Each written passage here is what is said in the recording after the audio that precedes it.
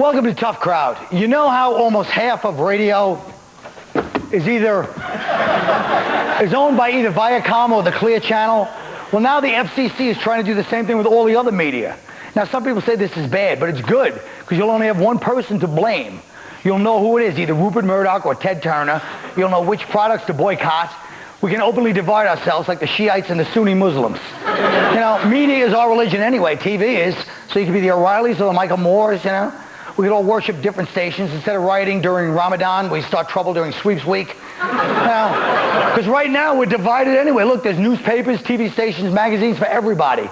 Ebony and Essence, only black. Latinos have Latina for the women. Those porno comics for the guys. The Asians have Computer World. You know, we've never been more segregated. Do you realize that? We make 1960s Birmingham bus station look like the MTV Beach House.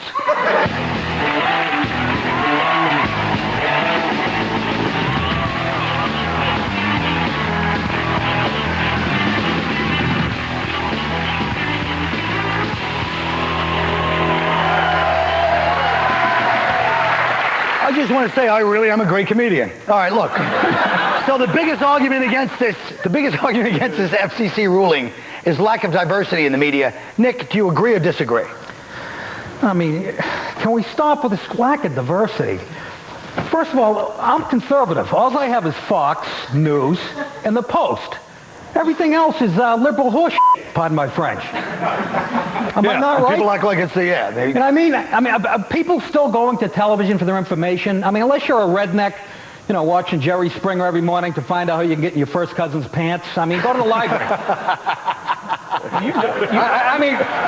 You know this is a bad issue when you've got Ted Turner and the NRA are against the rule changes.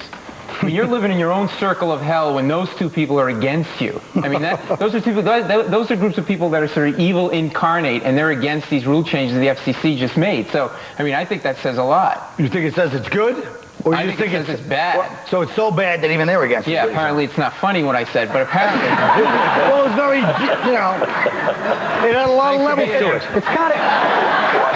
This is kind of a dry topic, to be honest. This topic is dry? No, I don't really care about this at all. Well, Australia, you know, they raised the price on fruit. Maybe we could kick that around for a few minutes. This is... No, but I'm more worried about the employees. They're the ones who get in trouble. That's right. Because of the fact, like I remember like 87, 88 or whatever, I worked for a radio station and I got fired. But I didn't give a damn because I could go to the next R&B station. You know, because I knew I had another job that I can go to, another radio station to go to, I cursed everybody else. Like, hey, kiss my ass. Right. Kiss my ass. Now in 2003, you can't do that. Because you say, look, I'll go to another station. And God, no, I own that other station. So, you know, you end up... Yeah, you're on their computer file. We just had a breakthrough. A black guy talked about getting fired and didn't blame it on white people. That's the... Well, we didn't ask him. I didn't get to that yet. Let me get to that. Okay. He's assuming the guy that owned all the R&B. Louis, dry topic to you too? You son of a bitch. A little bit. I don't really care. Well, screw it. You're a filmmaker. Go ahead, Keith. No, I mean, you know, let's talk about something else. We are going to talk. No, let's... Oh, relax. I'm relaxed. I come on the show. The show starts. Everybody's busting my balls. Shut up. Relax. I'm sitting on the damn show. Everybody starts insulting the topic. The first one out of the box. I just shaved. I'm all clean, excited. The problem with the media, it's controlled by cultural Marxists who are hell-bent on destroying this white patriarchal society that we have going. What the hell are you talking about? You sons of bitches! You heard me! And they're clapping! What the hell am I... What the hell am I talking about? All the sailors are with me. Yeah. Every commercial, the black guy's a genius, the whitey's a dope, the woman's strong, the guy's weak. I'm sick of it! I've had enough! Nick D is back. What are you watching? He's back from vacation. What channel? I'm not watching BT, bitch! Listen. Wait a minute. Go ahead. Okay, you know, he's just... This is wait. I'll be fine for that. Exactly I thought this topic was boring. I love it. You shut up. Juicy Fruit Lips? Yes. Thanks for repeating it, jackass. They didn't hear it. Is that like a prison nickname? A black guy making fun of a white guy's lips. Come on. Exactly. But here's what I'm saying. This is why the white man is finished. Because of that. It's still finished. You are finished because you bitch too much. Every little thing you bitch about. Wait a minute. The white You guy got one Puerto Rican girl applauding. I like people of color. I like There you go. Okay. Make me sick. You're a person of stupid. Hey, relax. I don't care what you say. People are so angry, aren't It's possible, whether it's fair or not, the fact is being white is awesome. It's so great. It's not. No. Wait a minute. Hold on now. Let me finish. You whiteness. We're somebody black. Look at us right here. That's what I'm saying. Look. Hey, Look. Let me just make my case. There's 4 or 5 comedians on the show. There's only one black guy. See, we get benefit of the doubt. Nobody the cops are polite to me. It's just really great. I mean, I'm sorry that it's so great. Damn. I think it's wrong that it's so great, but the fact is, man, it's awesome, dude. Let me say this. We may be finished. You are But finished. why don't you admit one thing? For 300 years, you let 12 Dutch guys in shorts push your whole continent around. We thought they were ghosts. He said we thought they were ghosts. 3 companies that manufacture devices and software to filter out scenes of sex and violence from DVDs are under attack from the DGA, the movie studios and directors, for copyright infringement, whatever. So what do you think about this? Louis, you're a filmmaker. Yeah. Well, to me, it's like all that parental control and that kind of thing. People are always trying to protect their kids from stuff that's supposed to be adult. And I think it's a shame because watching things you're not supposed to be watching is part of growing up, you know? Like, that's how you learn things. When I was 9, Saturday Night Fever came out, and my friend's mother took us to see it.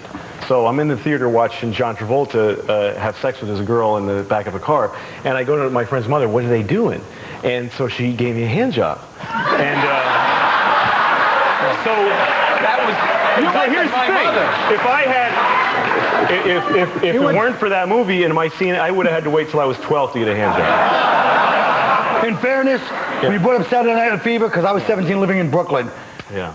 The Saturday Night Fever in the 2 years afterwards, nothing was more aggravating than your people walking around swaggering like they own the damn world. Oh, they really annoyed me. They still wear the same hairdo from Saturday Night Fever. They do. Oh, yeah, and you're right. What are you supposed to... We changed. Oh, boy. Black people make everything better. Look at you. When you go to stores, you order boots. We made them Timberlands, Jack. I used to wear Timberlands. I was wearing Timberlands in high school, a-hole. So they weren't called Timberlands then. That kind of language is uncalled for, guys. Let me tell you something. The bottom line is, they do damage movies, because I saw this hilarious movie in the 70s called The In-Laws. Yeah. Then they must have re-edited it. I saw it in the movie theater a couple of weeks ago. It stunk. It was humorless. Well, look at how they all the humor was gone. Yeah, but you know, for years, Blockbuster Video has edited movies. That's true, too. Right, exactly. Like the Bad Lieutenant, when he's like masturbating while the girl's in the car doing the thing with her mouth. I rented it from Blockbuster and sped to that scene, and it was gone. I called Blockbuster. I'm like, I got an erection, and the scene's not there. We have to talk. We have to talk because you people are always leaving the commercials, and I'm sitting here watching with these people. So we'll be right back.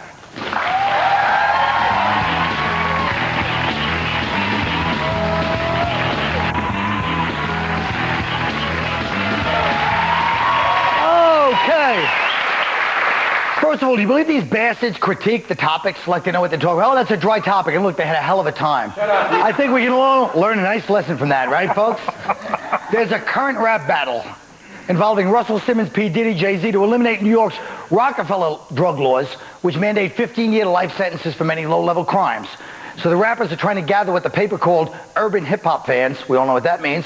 And, well, let's face it, you don't think that George Pataki's effect that we see 300 homeboys hanging out like 19 years old, he's going to be like, I'm glad you people are learning to speak your voice and use the media so I don't get stitched across my Brooks Brothers suit by the Master Ace Homicide crew. I don't know. Now you're going to have the governor and the mayor at a corporate mixer with Russell Simmons and Irv Gotti trading business cards. It's like, oh, Murder Inc. Interesting. You guys listed on the New York Stock Exchange or? No, the 10 most wanted list. Okay, that's fine. Let me ask you something, Paul. What do you think about these Rockefeller laws? Harsh. I mean, think about it. Mm-hmm. Minimum sentence, first time out, 15 years to life. First time offenders, 15 years to life. For what? For drug offense, 2 ounces or more. Selling or using it? Selling or using. And of coke? Sounds fair to me. Coke.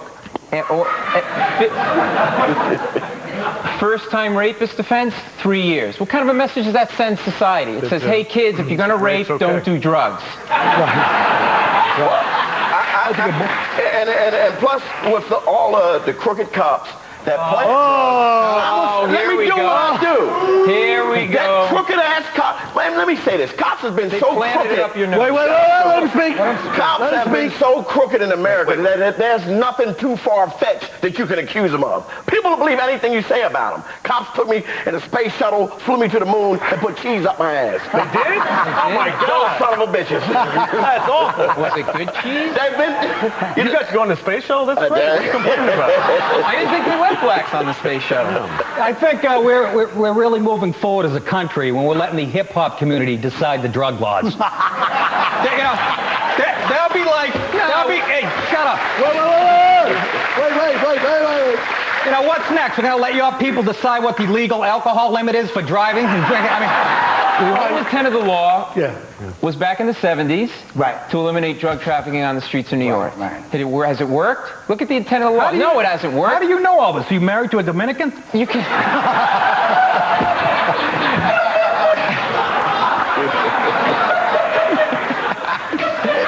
It hasn't worked. I can go outside the studio right now, and in 15 minutes score a bag. And the only reason it takes 15 minutes is there's a line. I mean, come on. All right, look, how about this subject? What, do you want to say something else? No, go ahead, man. All right.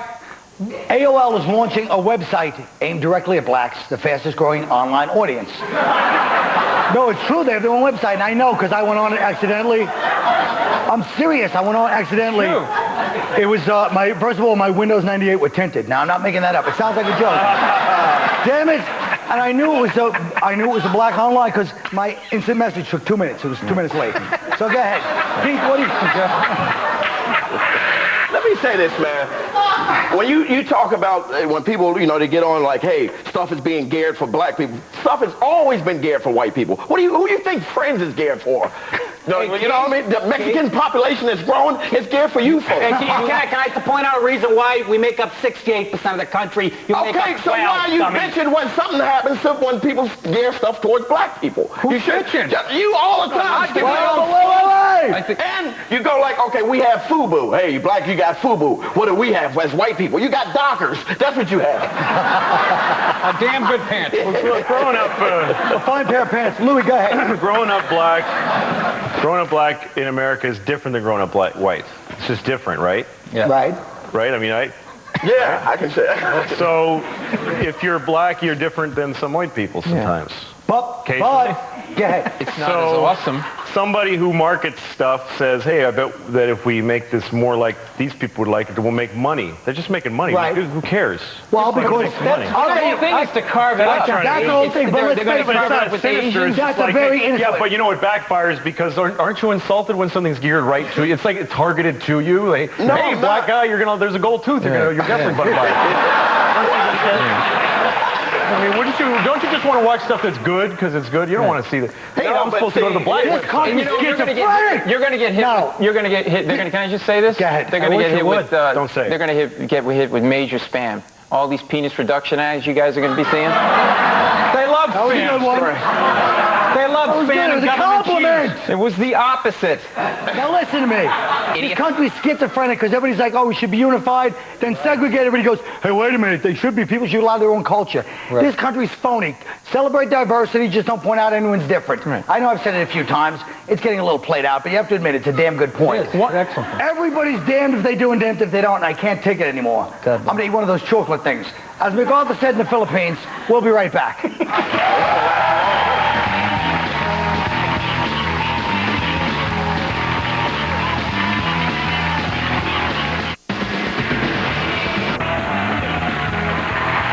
Oh, folks, when I was a small child, we used to go to Coney Island a lot, and there was this guy at the booth who could tell everything about you by, like, gently putting his hand on your forehead. And, well, that's another story. And years of therapy later, and a couple of appearances on Ricky Lake, I feel a lot better. But there was another man that would predict the future. Prognostication is a lost art, and I'm bringing it back. We went out and asked some people some telling questions like how many fights you've been in, what's the personality trait that people criticize you the most for. So we're going to look into their souls. I'm going to predict it, and then we're going to, try to figure out how close I get. Let's look at the first one. How many fights have I been in? Oh, now you can tell he's got some kind of like accent from like 6 different countries in England. And you can see he's like kind of a big psychopath. You know, he's got the broken nose there. He's got the little soul patch there. He's got the... Plus, you know, always tell a psychopath by any guy that wears an Izod shirt and thinks, hey, I'm like a yuppie. You're a maniac. He looks like one of those English head-button Guy Ritchie bar fighter types. I'm going to say 47. I've been in 10 fights. You're lying, bastard! Next. The personality trait that people most criticize me for? Oh.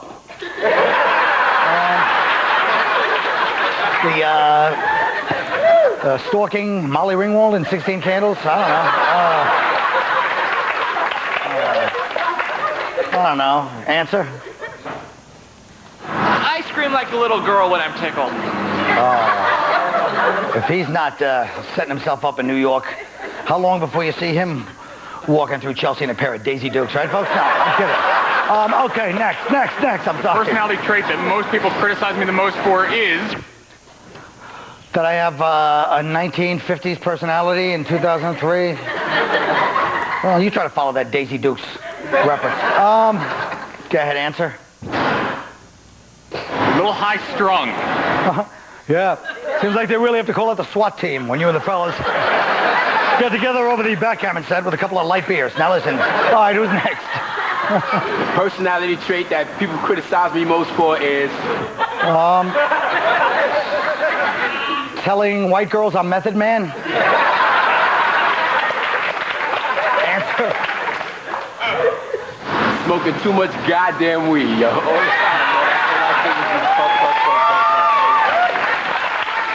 I apologize, it was Method Man. My fault. Next. The personality trait that people criticize me most for? Is your double message with the cross and the breast so close together. It's like every time somebody looks at that little bra showing, then you feel guilty because you see our Lord and Savior. Answer. Probably being too flirtatious. Next. Oh my God. The incident that most influenced my life was... The incident that most influenced... I know, there's so many. You're like, hey, Carl, you guys are like, let me do that one. All right. I got raped by an abstract expressionist on the West Bank. Answer. My drug smuggling trip to Bogota, Colombia when I was 18 years old.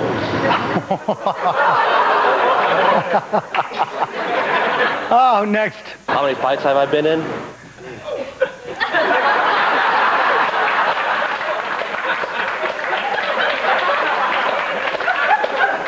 And, you know, how many fights have you been in? There's a guy in the audience, you know, rarely, they said that before he came in tonight, they go, the guy came.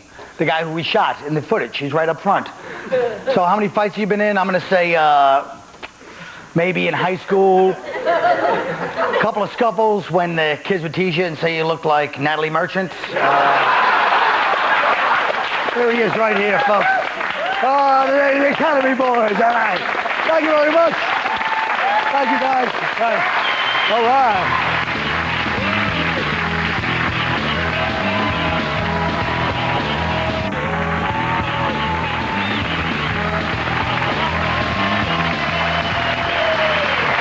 You know what, folks? We can't change our lives, but we can change our movies thanks to new technology. You can cut, delete, shape, destroy everyone's artistic visions from Kurosawa to Ron Jeremy. If you could cut or delete one scene from a movie, what would it be? And why? Louis C.K.? I would have changed the ending to John Q, the Denzel Washington movie, you know, where he gets a gun, he takes hostages in the hospital, threatens to kill himself. He's on national news, there's a SWAT team, they try to kill him. Finally, they give his son a new heart. He goes through all that to save his life. Then 2 months later, his son tells him, Dad, I'm gay, and then he shoots him. All right, Keith Robinson. All right, well, here we go. Keeping it racial, I would delete the love scene between Holly Berry and Billy Bob Thornton. I don't want that old, white, wrinkly ass pumping up on down on my Nubian queen. Yeah. How the hell would you feel, white people, if we had Reese Witherspoon getting teabagged by James Earl Jones? Nick DiPaolo. I got to follow a teabag. All right. I would change the very last scene in Rocky. He'd still go the distance with Creed, but he'd collapse in the ring at the end of the fight and be rushed to the hospital. There he would lapse into a coma and be put on a respirator for a couple weeks and eventually die. Here's where the twist comes in. After getting the autopsy report back, Mickey and Adrian learned Rocky didn't die from his injuries suffered in the fight. His death was caused by salmonella from drinking those raw eggs. This ending is perfect because Rocky isn't killed by his foe, so he saves some face, but he does die, so we spared sitting through those 4 atrocious sequels. Paul Mecurio. In Ingmar Bergman's emotionally charged Cries and Whispers, there's a long dream sequence involving the beautiful Liv Ullmann, which conflicts with the existential message that the film is designed to impart about the quality of modern man forced to live in a godless universe. I'd get rid of all that and add a rapping kangaroo. All right, that's the show. Please throw away any deleted scenes in the trash on your way out. Good night.